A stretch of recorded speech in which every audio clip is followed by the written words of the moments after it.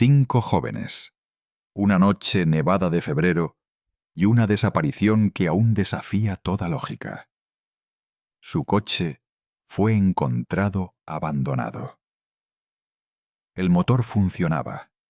Había gasolina en el depósito, pero no había rastro de ellos por ninguna parte. Y cuando finalmente apareció un cadáver meses después, la pesadilla se intensificó.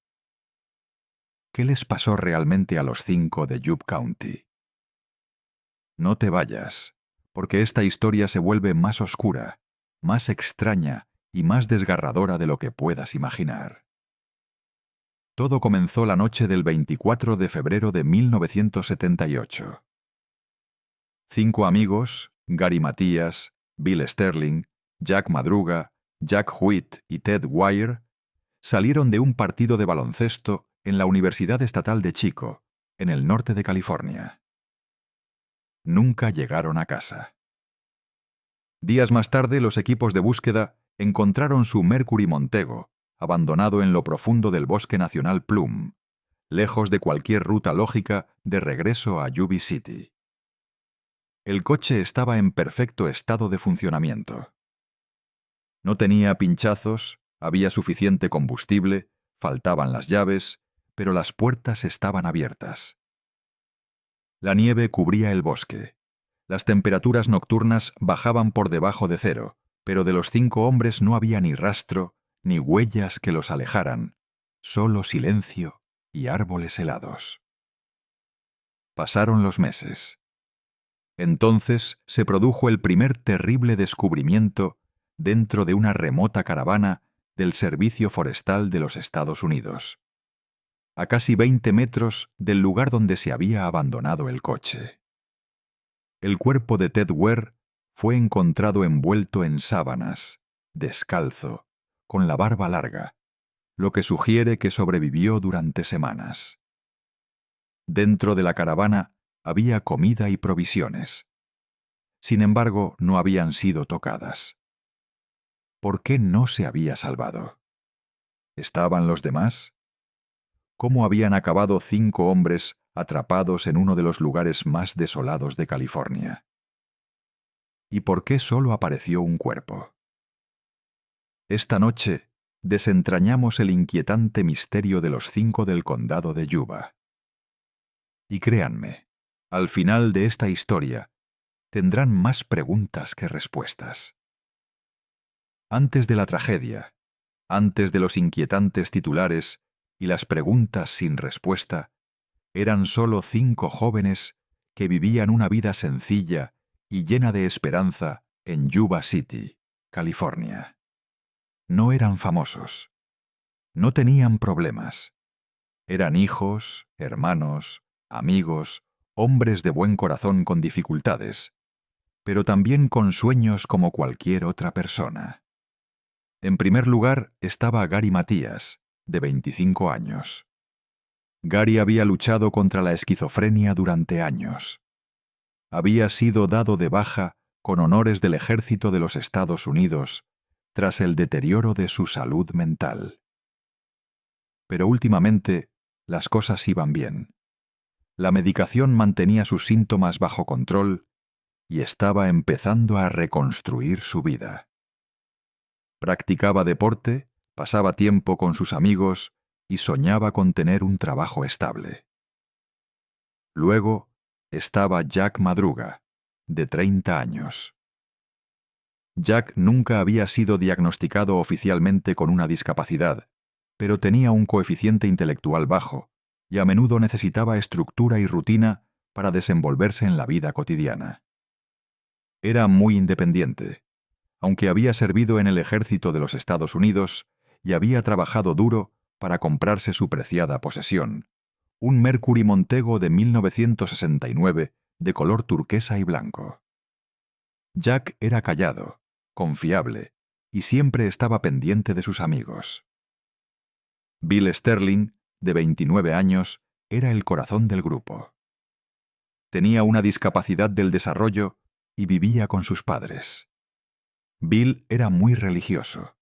Le encantaba ir a la biblioteca y tenía un carácter cálido y amable.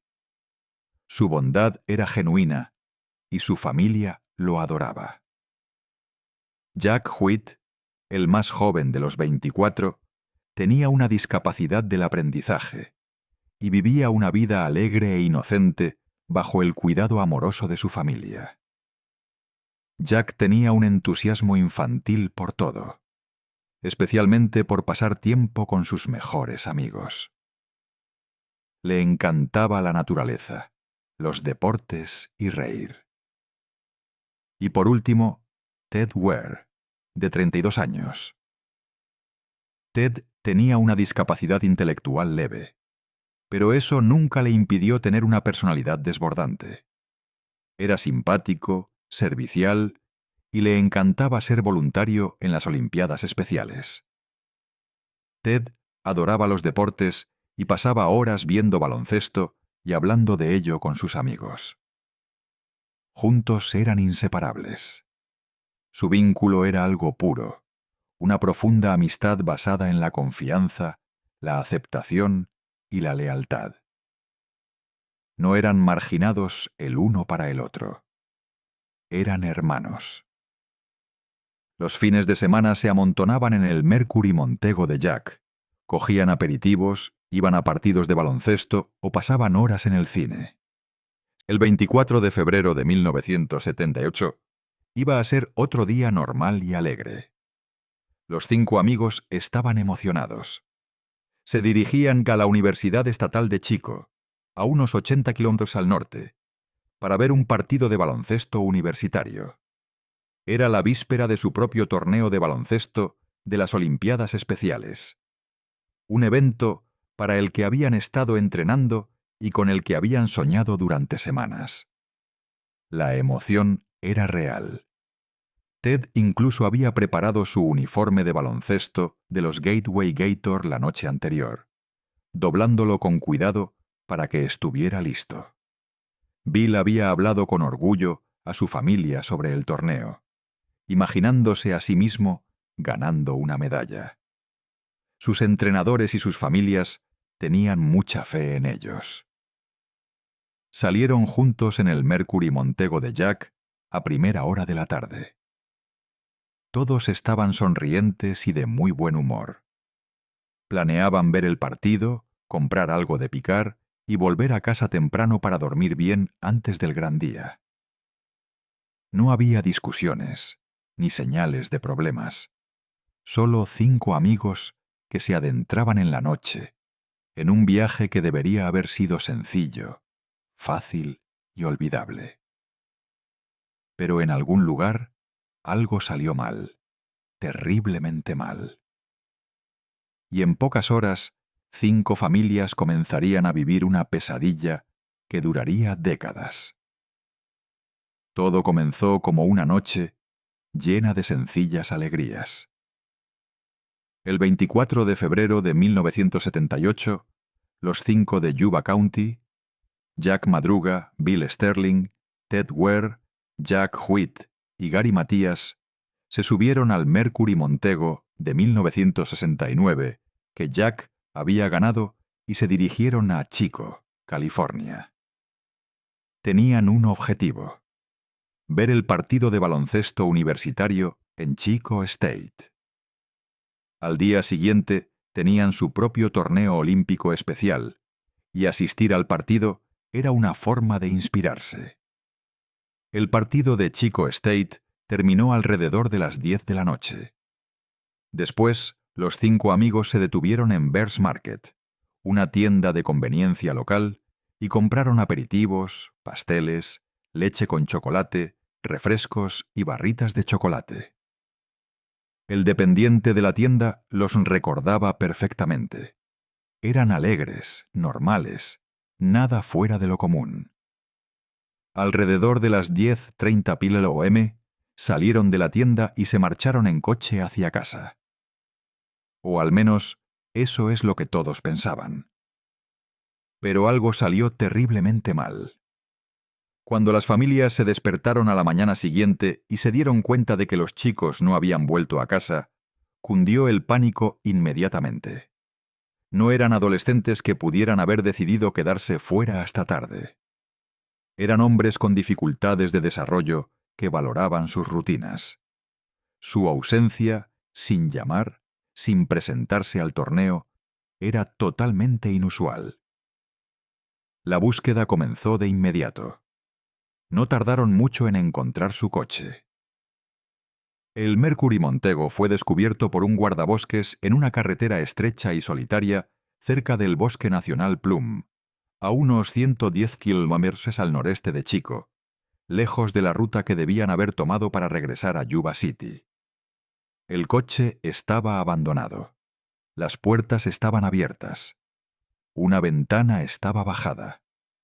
Dentro, las llaves habían desaparecido, pero curiosamente, el coche funcionaba perfectamente. No estaba atascado en la nieve. Se podía conducir fácilmente por la carretera. No había signos de lucha ni daños en el coche. No faltaba nada.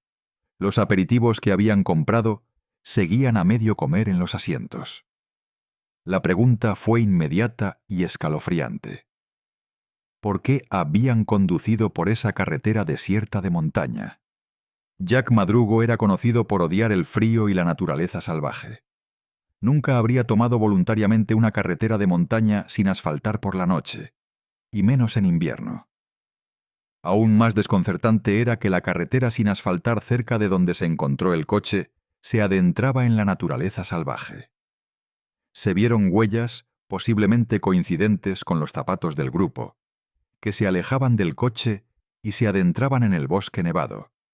Pero pronto desaparecieron bajo la nieve recién caída, dejando pocas pistas. ¿Se habían perdido? ¿Alguien los había atraído fuera de la autopista?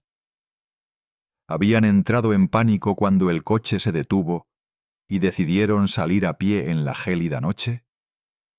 No tenía sentido. Las temperaturas esa noche bajaron por debajo de cero. La naturaleza salvaje que los rodeaba era brutal y desconocida. La policía estaba desconcertada. Las familias estaban desesperadas, peinando la zona, colocando carteles y suplicando información. Los helicópteros sobrevolaban la zona, con sus luces de búsqueda escaneando la interminable extensión nevada. Se trajeron perros de búsqueda, que olfateaban el suelo helado en busca. Era como si los 5 hombres se hubieran desvanecido en el aire. Las autoridades profundizaron en la investigación. Volvieron sobre los pasos de los chicos desde Chico hasta la solitaria carretera de tierra. Revisaron el historial de los chicos en busca de cualquier pista que pudiera explicar por qué se adentraron en las montañas. Pero nada tenía sentido. Ninguno de los chicos era aficionado a las actividades al aire libre. No estaban familiarizados con la escarpada naturaleza salvaje donde se encontró el coche, y sus familias juraban que nunca habrían abandonado voluntariamente la seguridad del coche para adentrarse en un bosque implacable en medio de una gélida noche de febrero. Entonces comenzaron a surgir pistas extrañas que añadieron aún más confusión.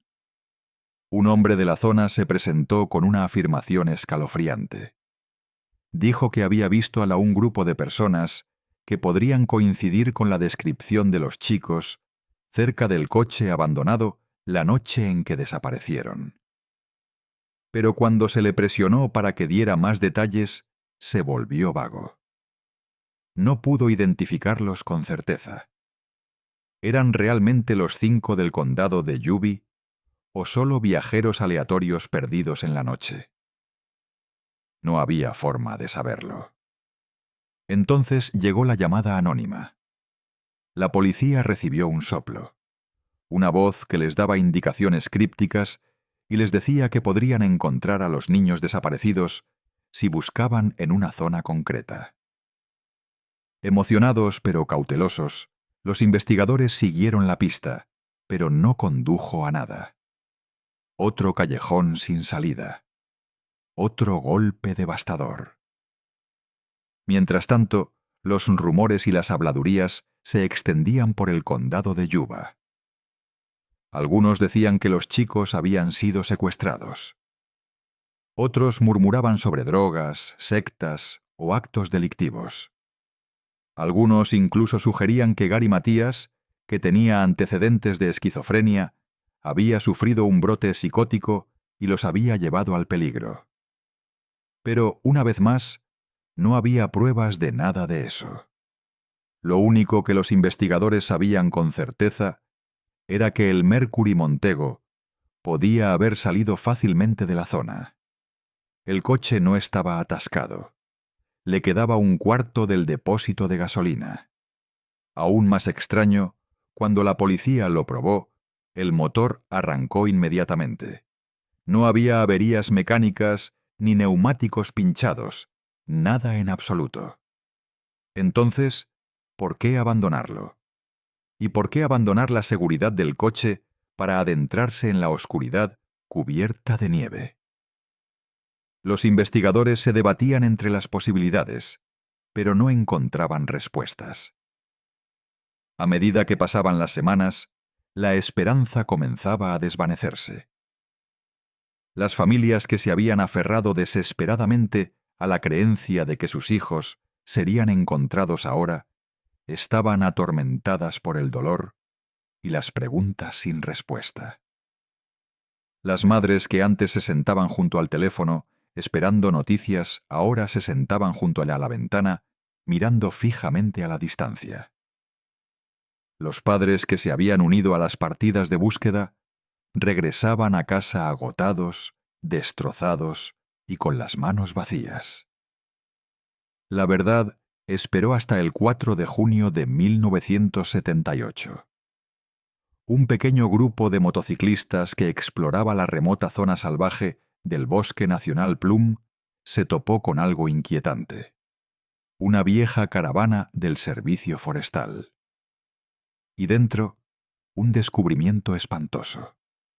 Era el cuerpo de Ted Ware, uno de los 5 hombres desaparecidos. La caravana se encontraba a unos 32 kilómetros del lugar donde habían abandonado su coche. Una distancia inimaginable para recorrer con nieve profunda y temperaturas gélidas. Pero no fue solo el lugar lo que conmocionó a los investigadores. Fue la extraña y inquietante forma en que encontraron a Ted. El cuerpo de Ted yacía en una cama dentro de la caravana. Varias mantas lo envolvían con cuidado, casi con cariño, incluyendo la cabeza y los hombros, como si alguien hubiera intentado mantenerlo caliente o reconfortarlo mientras moría. Pero no llevaba zapatos. Tenía los pies gravemente congelados, helados y ennegrecidos por el frío. Aún más escalofriante era que la caravana no estaba realmente aislada para la supervivencia. En su interior había provisiones, comida enlatada sin tocar, un tanque de propano en perfecto estado que podría haber proporcionado calefacción y cocina, ropa de invierno gruesa y cerillas, todo ello sin usar. Las autoridades estimaron que Ted había sobrevivido entre 8 y 13 semanas dentro de la caravana antes de sucumbir finalmente a la exposición y al hambre. Había perdido casi la mitad de su peso corporal. Tenía la barba muy larga, un testimonio silencioso de cuánto tiempo se había aferrado a la vida, solo, pasando frío y esperando una ayuda que nunca llegó. Había más detalles inquietantes. Una ventana rota sugería que los hombres habían entrado. Los investigadores continuaron buscando y, justo fuera de la caravana, esparcidos por el terreno accidentado, encontraron aún más horror. Los restos de Jack Hewitt fueron descubiertos a unos 3 kilómetros de distancia. Los huesos habían sido devorados por animales, pero pudieron ser identificados gracias a los registros dentales.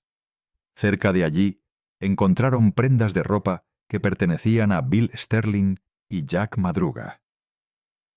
Poco después, también encontraron sus restos óseos. Los huesos yacían esparcidos por los campos de malta nevados, expuestos durante meses a las inclemencias del tiempo y a los animales salvajes. Parecía que el grupo se había separado después de abandonar el coche, tratando de encontrar refugio. Pero solo Ted había llegado a la caravana, donde murió lentamente, indefenso, a pesar de estar rodeado de todo lo necesario para sobrevivir. Pero aún faltaba un hombre: Gary Matías. Nunca se encontró rastro alguno de él. Curiosamente, sus zapatos fueron descubiertos dentro de la caravana, lo que sugiere que estuvo allí con vida al menos durante algún tiempo. Algunos teorizaron que Gary se había aventurado de nuevo en la naturaleza para buscar ayuda y simplemente no había conseguido llegar.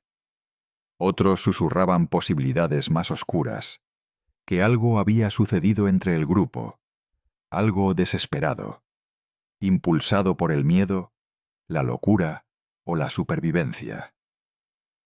La montaña guardaba celosamente sus secretos.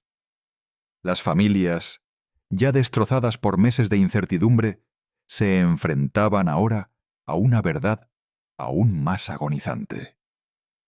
Sus hijos no habían simplemente desaparecido. Habían sufrido. Habían estado tan cerca de la salvación.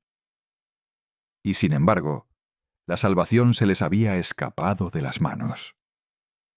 El descubrimiento del cadáver de Ted Wire planteaba muchas más preguntas que respuestas. ¿Por qué no habían utilizado la comida?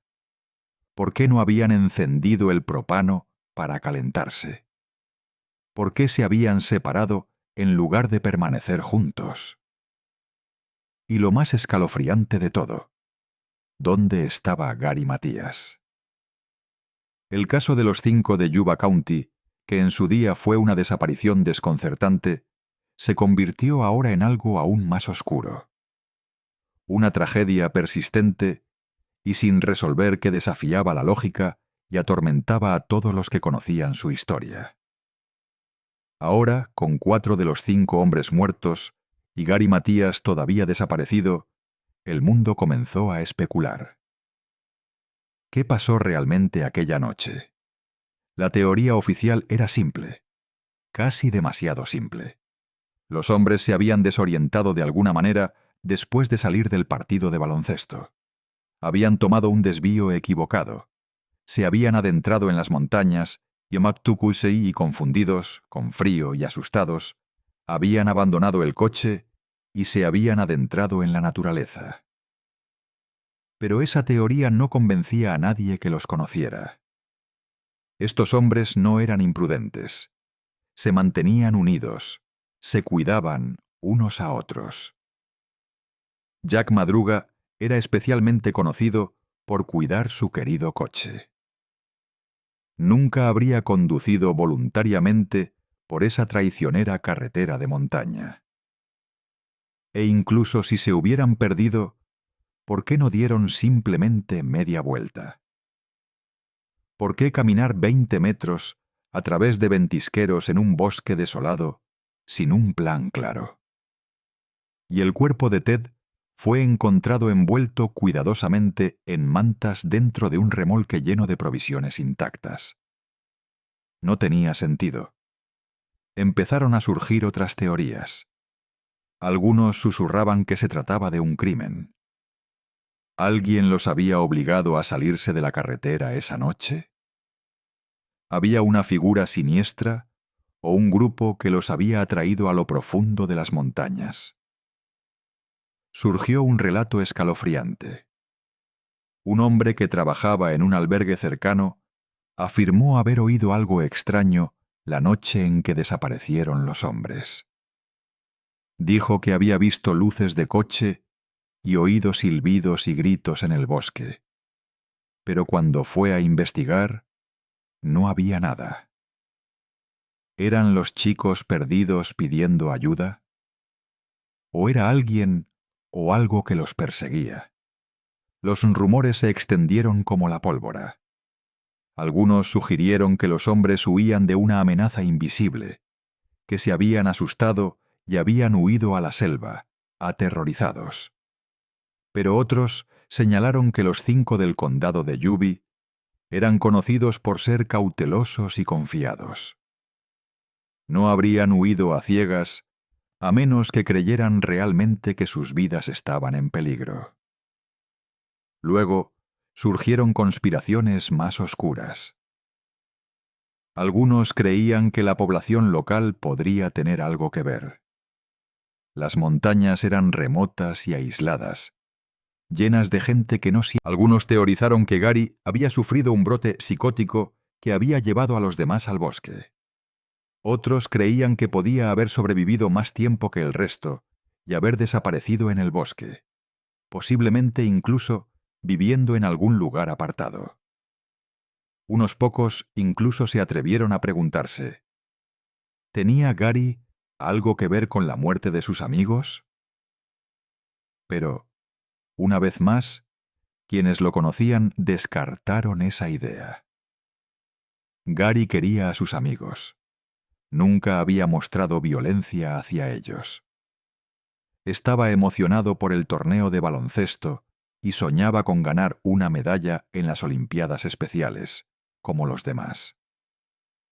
Y sin embargo, su ausencia seguía siendo un enigma sin resolver en el corazón de la tragedia. Los hechos se negaban a encajar perfectamente en ninguna teoría. Si se habían perdido, ¿por qué se adentraron más en las montañas en lugar de dar media vuelta? Si huían de algo, ¿qué les aterrorizaba tanto como para huir a un lugar salvaje y mortal sin ropa adecuada, provisiones ni un plan? Si hubo juego sucio, ¿por qué no había señales de lucha o violencia? La policía no encontró huellas dactilares, sangre ni pruebas de juego sucio, ni en el coche, ni en la caravana, ni en ningún otro lugar. El caso, desconcertante y desgarrador, se enfrió con cada estación que pasaba. El condado de Yuba, que en su día fue un pequeño y normal rincón de California, se convirtió en el escenario de uno de los misterios más extraños y trágicos de la historia del crimen real estadounidense. Han pasado décadas desde aquella fría noche de febrero de 1978. Sin embargo, el caso de los 5 del condado de Yuba sigue siendo una herida abierta, sin resolver, sin olvidar y tan inquietante como siempre. A pesar de las docenas de entrevistas, los cientos de pistas y las múltiples expediciones de búsqueda, no ha surgido ninguna prueba nueva que explique por qué Gary Matías, Jack Madruga, Bill Sterling, Jack White y Ted Ware desaparecieron en el Bosque Nacional Plum, para ser descubiertos meses después en trágicas circunstancias. Se han aplicado técnicas forenses modernas a los restos del caso. Se han realizado pruebas de ADN en los objetos recuperados. Se han reexaminado las declaraciones de los testigos e incluso se ha utilizado un radar de penetración en el suelo en lugares clave. Sin embargo, el misterio sigue sin resolverse. Las familias de los 5 hombres han pasado toda su vida buscando respuestas. Algunas, como la madre de Ted Ware, vuelven cada aniversario a aquella solitaria caravana y dejan flores frescas en el umbral, con la esperanza de encontrar alguna pista. Otros, como la hermana menor de Gary Matías, se han unido a comunidades online dedicadas a resolver casos sin resolver, publicando bocetos de cómo serían ahora los desaparecidos y examinando imágenes de satélite. Algunos han aceptado en silencio que quizá nunca se conozca la verdad, y llevan su dolor en memoriales privados e imágenes silenciosas. La desaparición ha dejado una huella indeleble en Yuba City. Los lugareños siguen intercambiando teorías en voz baja. ¿Fue un trágico error de navegación? ¿Un brote psicótico o algo más siniestro? Un crimen incomprensible que se cebó en 5 jóvenes vulnerables. Cada año aparecen retrospectivas en los periódicos regionales. Los podcasts fueron víctimas de un trágico error de navegación y de la implacable naturaleza invernal. ¿O intervino algo más oscuro? Una mano invisible que los atrajo de la seguridad a la desesperación. Sus familias aún sienten el dolor de las preguntas sin respuesta. Algunos mantienen la esperanza de que algún día se revele el paradero de Gary Matías y que toda la historia salga a la luz. Otros han encontrado cierta paz al aceptar el misterio y honrar a sus seres queridos. No por la forma en que murieron, sino por las vidas que vivieron y el vínculo que compartieron. Esta noche recordamos a 5 hombres que rieron juntos, soñaron juntos y desaparecieron juntos. Gary, Jack Madruga, Bill, Jack Huit y Ted. Eran hijos, hermanos, amigos, voluntarios, compañeros de equipo. Sus esperanzas eran sencillas: pertenecer, competir, ser vistos por lo que eran. Y aunque su historia terminó en tragedia, su legado perdura en cada susurro de los pinos y en cada paso de esa solitaria carretera de montaña.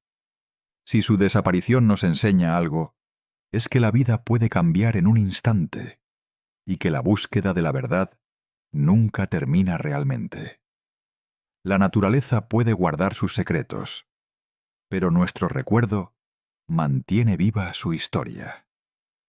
¿Qué crees que les pasó a los 5 del condado de Yuba? Comparte tus opiniones y teorías en los comentarios a continuación. Si esta historia te ha emocionado, dale a me gusta, suscríbete y activa la campana, porque juntos mantenemos vivo su recuerdo y, tal vez, solo tal vez, alguien ahí fuera encuentre las respuestas que se merecen.